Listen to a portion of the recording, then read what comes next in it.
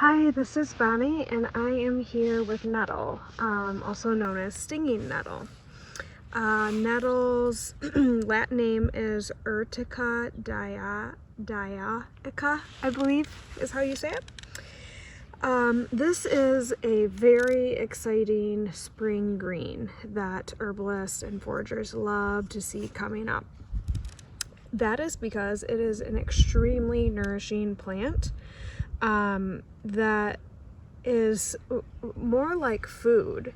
It is also medicinal, but it really shines when it comes to its nutrition.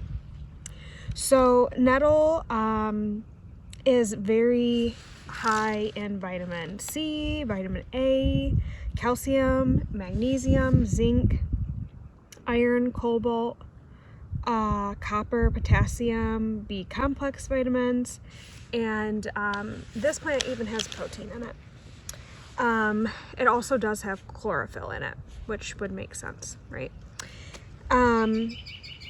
So this is an amazing herb to use in your soups or your stews, or to make tea with, or to make an infusion, which is, I explain an infusion as like a super tea, where you steep more plant material in more water for longer periods of time than you would just a regular tea.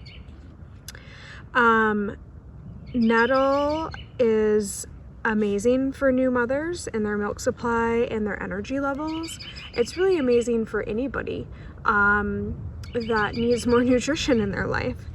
Now, nettle is really exciting, but you can't just come out here and say, oh my gosh, nettle, I'm gonna harvest right now, without taking some precautions. So you probably can't see on the video, but I'm using a stick to point because the underside of the leaves and the stems have little tiny hollow hairs. And if you touch those, you will get stung.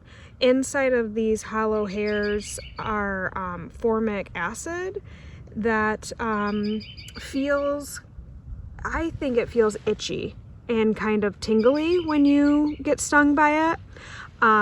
But some people say it feels similar to like a mild bee sting. To me, it's a little different. It can last for up to 36 hours depending on how much you got stung by. But it affects everybody a little bit differently. But if you do just walk through this, or with bare feet, which my kid did the other day, or graze through it with your hands, you are gonna feel that stinging sensation. Now, that's not always a bad thing. Some people use that sting to help with areas of their body that there is like nerve damage or ghost pain. So they would actually, once this gets really tall, this can get taller than me, which I'm not very tall, but this can get up to 6 feet tall. You could actually take this and kind of like whip the areas that don't have pain with this to help bring sensation back to those areas, which is really interesting. What else can I tell you? So now that I've told you that you can eat this, but that it can sting you if you touch it, that tells you that you got to cook it, right? So this sting goes away if the plant is fully dried out, or if it's cooked. So you could harvest these top tender new leaves and put it in your stew, and you wouldn't have to worry about any stinging issue. Let's see, what else can I tell you? So obviously this is starting to come up in the spring. Right now it's April 4th that I'm doing this video in southern Michigan, and this will continue to grow into the fall. This, where I'm at right now, is kind of herb soil, but you often will see nettle growing next to water, so like drainage areas, lakes, rivers, streams, and like we've talked about before, it's really important to make sure that you're aware of what's in your water source if your plants are near it. So just something to think about. Let's see, what else can I tell you? There's multiple ways that you can dry it out. You want to make sure that it's dried out really well.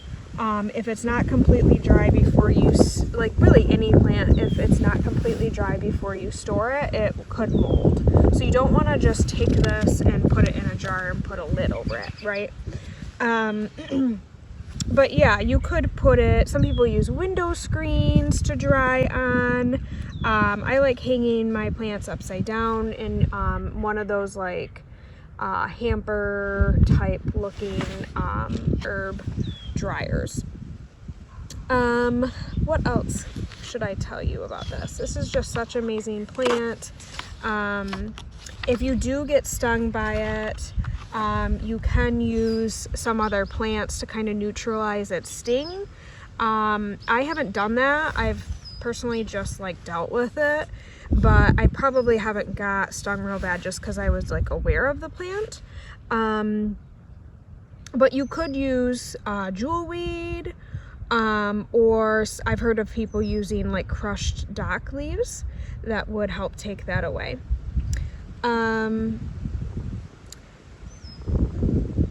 Medicinally, we use nettle a lot for like urinary tract weakness, fertility stuff, kidney stuff, things like that.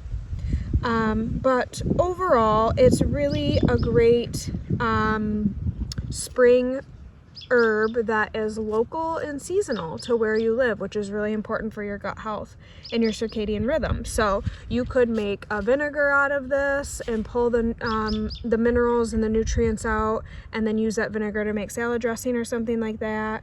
Or just really honestly, the way that I consume it the most is in my nourishing infusions. So I will pair this with pretty much whatever else I have, but usually oat straw, clover, things like that.